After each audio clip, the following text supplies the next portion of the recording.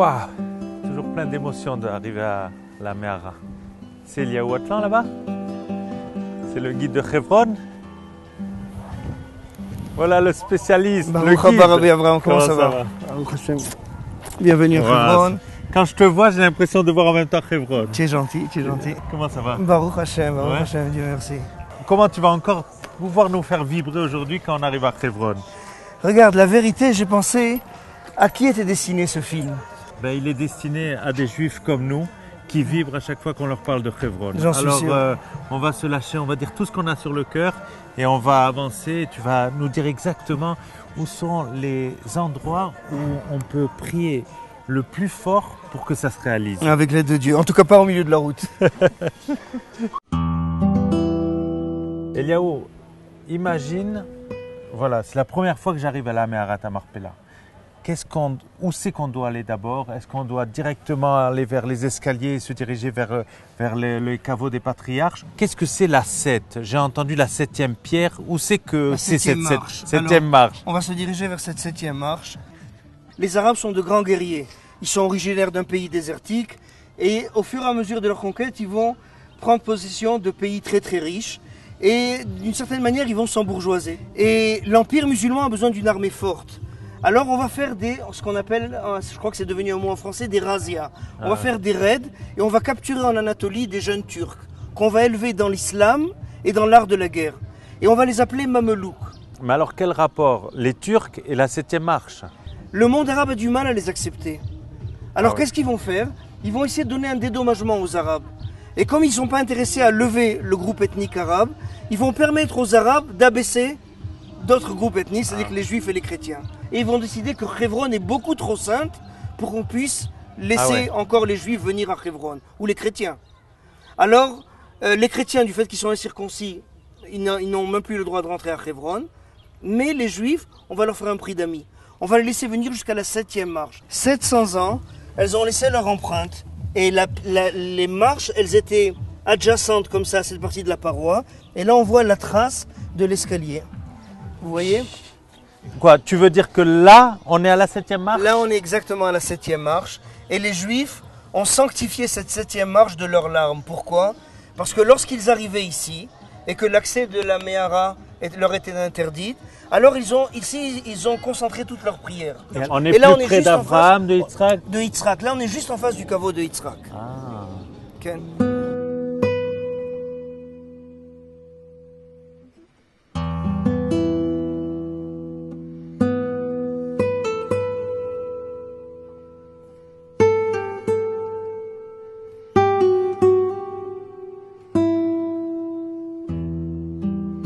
Alors ça, ce ne sont pas les tombes. En français, on appelle ça un cénotaphe.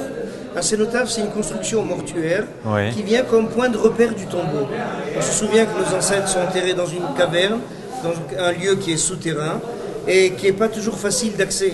Et quand on va faire des grandes réunions populaires, familiales ou des cérémonies ou quoi, alors Hérode a construit cette grande esplanade. Selon la tradition juive, ici c'est la tête d'Ésaü. Il y a des traités au Midrash, mais je ne suis pas sûr qu'en 3 minutes on pourra... Non, okay. Mais tu me le raconteras dans la voiture.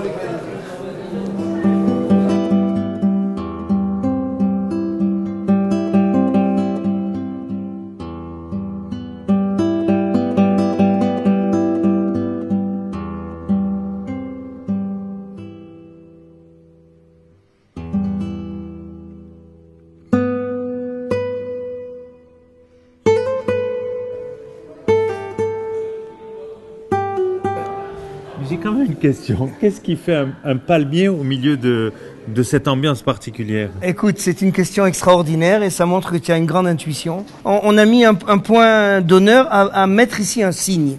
Ce signe, c'est le palmier. Vous savez que aussi bien dans l'islam que dans le judaïsme, on a une certaine réticence vis-à-vis du culte des morts.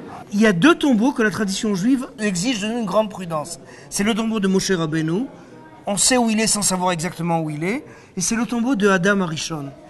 Le choix d'Abraham de choisir cette caverne, c'est précisément du fait de la présence de Adam et Chava.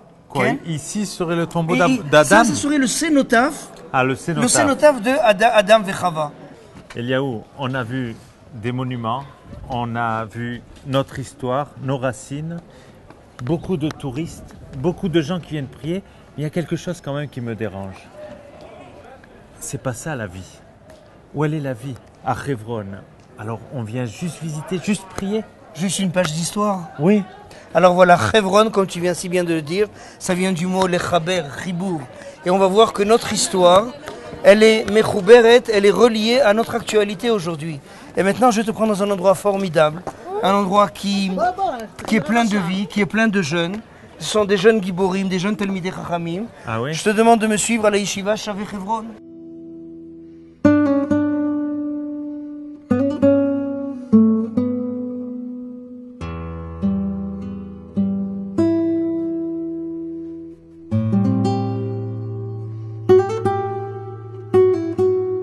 Bienvenue à la yeshiva Shavei Hebron, Baruch Haba. Waouh. On rentre.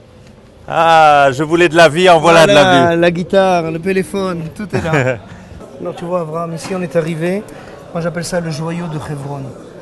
Jusqu'à présent, on a fait du passé, on a fait le Hebron musée. Et aujourd'hui, pour montrer que justement, c'est pas un musée et qu'il y a une continuation et qu'il y a tous les jours des gens nouveaux qui viennent ici, on voit ces Bachorei Yeshiva qui viennent ici, qui habitent aujourd'hui toute l'année à Hebron. Ils sont plus de 300. Mais c'est des couples aussi, parce que je vois Il y a un aussi, papa avec son tout à fait. fils, je vois... Tout à fait, il y a aussi une partie qui sont des avrechim, c'est-à-dire des personnes mariées avec leur famille. Et aujourd'hui, ça c'est la force de Hebron. C'est aujourd'hui ce qui nous ravive le cœur quand on vient de l'extérieur et ce qui chagrine beaucoup malheureusement tous nos voisins qui nous sont hostiles, qui sont conscients que ça c'est la force de Hebron. Et que c'est pas une page de musée, mais c'est exactement... Quand tu parles de yeshiva, on a souvent tendance à croire que c'est des jeunes qui restent à la yeshiva et qui ne font qu'étudier. Baruch Hashem. Mais c'est ça, c'est les jeunes de Hebron? Alors ici, c'est des jeunes qui étudient effectivement avec beaucoup de ferveur, mais c'est aussi des jeunes qui font ici un service militaire de qualité. On a ici énormément d'officiers et d'officiers supérieurs qui ont servi Itzal et qui reviennent étudier ici à la yeshiva. Ah. Et c'est une des caractéristiques importantes de cette yeshiva, effectivement. La personne que je vois là-bas sur la droite, c'est le...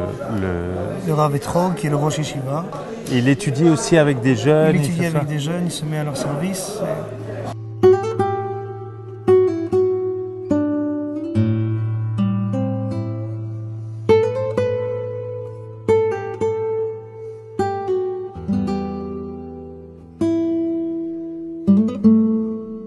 Eliaou, là, c'est pas au guide que je parle. Est-ce que tu pourrais quand même m'expliquer quelles sont toutes ces plaques avec ces noms? Regarde, je crois comprendre que ces plaques, ce sont des gens qui sont venus ici et qui ont compris qu'ils ne pouvaient pas partir de ce lieu sans laisser quelque chose, sans assurer leur soutien, leur identification, leur ribour, peut-être c'est le mot, ce lien avec leur passé, avec leur avenir, avec la vie juive. Et donc, alors, grâce à ces familles-là, la yeshiva est en place. La yeshiva est en place, la yeshiva prospère. C'est un miracle, ça fait peut-être 20 ans qu'il n'y a pas eu de nouvelles constructions à Hebron. Ça faisait très très longtemps que les ministres de la Défense d'Israël, par excès de prudence, empêchaient toute construction ici à Hebron. Aujourd'hui, Baruch Hashem, la yeshiva, le joyau de Hebron, est en train de construire, de se développer, grâce au permis que ce même ministre Ehud Barak a donné. Qu'est-ce qu'on attend? On attend peut-être la venue de plus de juifs, plus de personnes qui viennent nous soutenir, et de construire avec eux et de remplir ces nouvelles constructions ici à Hebron. Eliaou, j'ai passé un moment extraordinaire. Je suis sûr qu'eux aussi ont passé un bon moment. Avec l'aide de Dieu. À la prochaine. Et on leur dit à la prochaine à Hebron. Bien sûr. Leitraot.